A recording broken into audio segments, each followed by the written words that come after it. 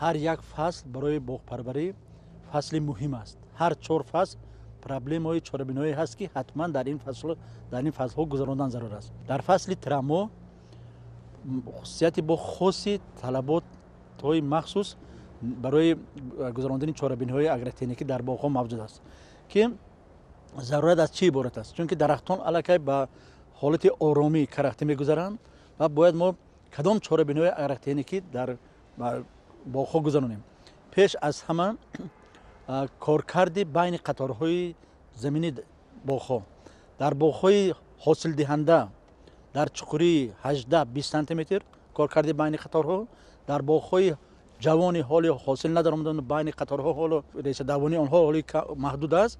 در این باغ ها از 25 تا 35 سانتی متر کارکرد بین قطارها گذراندن در کار است. ضرورت این کارکرد در آن است که آن بارشات طبیعی که در فصل بهار هست ما آن را جمع نماییم و نمناکی معتدل را در وقت سبزش بهاری آنها تامین نماییم. بغیر از آن کارکرد بین قطارها امکانات میده که در فصل زمستان در نتیجه سردی های زمستان خاک سرد زند و ساخت خاک ترکیب استرکتوری خاک خوب گردد. بین باغ های حاصل دهنده و جوان نابسته از آنها در تنی اطراف خود تنی درختان باید ما نرم نماییم.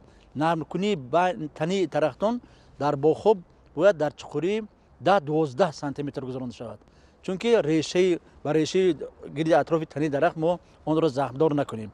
یعنی بین قطارها در باغ های حاصل دهنده 18-20 سانتی متر و در خود تنی درخت باشد 10-12 سانتی متر. بغیر از آن در فصل ترامو باید گوییم که یکی از چاره‌بینی‌های مهم در باغ های للمی وجود دارد که باغ های للمی برای آن که در فصل آینده دوره نشونما درخت با نشونمای خوب تامین گردد، پیش از همه عامل اساسی این نمی می باشد.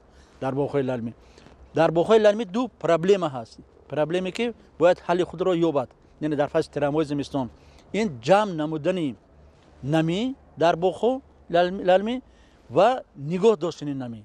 جمع نمودن نمی با واسطه پیش از همه کارکرد زمین بین قطارها، نرم کردن تنی درختان که بارشات طبیعی به واسطه در قسم خبیث خاک جمع نمایند.